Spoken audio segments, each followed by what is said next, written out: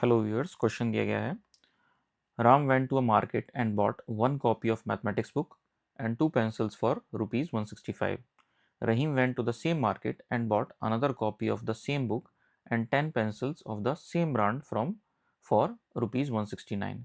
The price of each pencil was option A rupees 0.50, option B rupees 1, option C rupees 0.75 and option D rupees 2. तो एक problem दी गई है, इसमें कहा गया है कि दो डिफरेंट पर्सन्स हैं, वो मार्केट में एक मैथ्स बुक और कुछ पेंसिल्स खरीदने के लिए गए और सर्टेन नंबर ऑफ अमाउंट उन्होंने पे किया।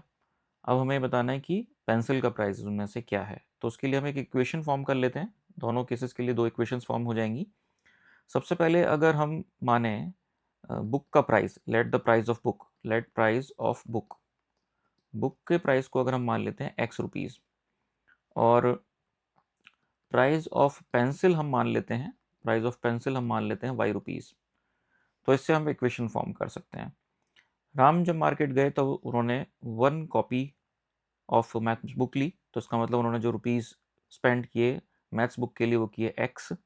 साथ के साथ उन्होंने दो पेंसिल खरीदी, तो इसलिए हो जाएगा 2 × y और टोटल अमाउंट लगा इसका 165 रुपीज़ का। तो इसकी हमारी इक्वेशन फॉर्म हो गई। इसी तरह से रहीम जो मार्केट गए उन्होंने वही बुक खरीदी, तो इसका मतलब उन्होंने भी एक्स रुपीज़ खर्च किए बुक खरीदने में। उन्होंने 10 पेंसिल्स जो परचेज़ की, तो हो जाएगा 10y और इस प्रोसेस में उनके जो रुपीज़ खर्च हुए वो हुए 169 रुपीज़। पूछा गया है प्राइस ऑफ पेंसिल, यानी एक तरह से वाई पूछा गया है हमसे।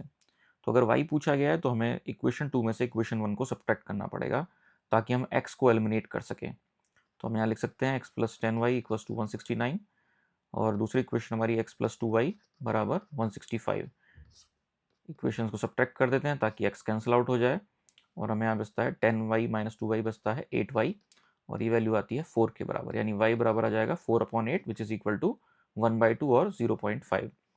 तो 0.5 रुपीज़ जो है वो एक सिंगल पेंसिल का प्राइस होगा। तो ऑप्शन ए यहाँ पे करेक्ट हो जाता है। Option A 0.50 rupees.